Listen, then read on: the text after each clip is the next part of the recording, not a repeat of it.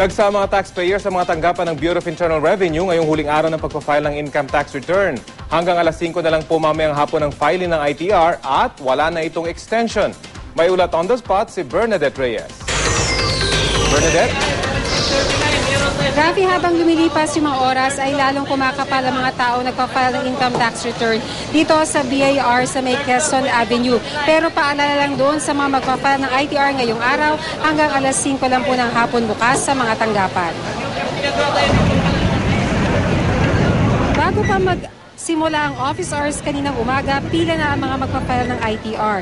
Si Rod Garcia dumating alas 6 ng umaga. Siya raw ang pinakauna sa pila pero naghintay pa rin siya ng 2 oras bago nakapasok sa tanggapan. Taon-taon accountant raw niya nagpa-file ng ITR para sa kanya pero ngayon pinili niya na siya na lang mismo ang mag-file. Sa paglipas ng mga oras lalong humahaba ang pila. Kinulang na nga ang mga upuan sa waiting area ng mga magbabayad sa bangko. Pila na rin sa nagpapareceive ng kanilang ITR. Kung wala naman babayaran na tax, maaari na raw magtungo sa mga satellite office na matatagpuan sa mga malls.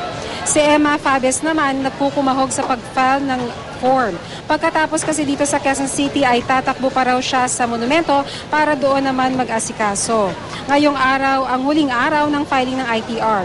Kung hindi makapag-file ngayong araw ay meron daw karampatang multa. Bago talaga ako kasi talagang may empleyado akong tagalakad eh. Kumusta ho ang inyong experience na kayo mismo ang naglalakad? Well, mabuti na rin dahil para malaman ko na rin yung sistema ng pagpapile. Medyo nagahulog kami sa oras. Dami to eh. Nung ano pa ako dito, last week pa ho eh.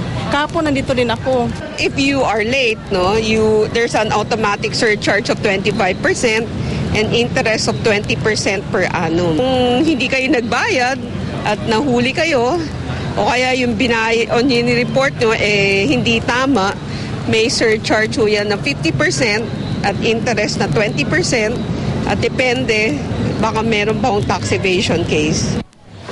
Rafi, pinapatupad ang no noon time break sa mga tanggapan ng pamahalaan. Kaya naman dito sa tanggapan ng BIR ay tuloy-tuloy ang kanilang mga pagproseso ng mga ITR. Kaya kahit oras ng pananghalian ay malugo nilang tatanggapin ang mga ITR ng mga taxpayers. Rafi? Maraming salamat, Bernadette Reyes.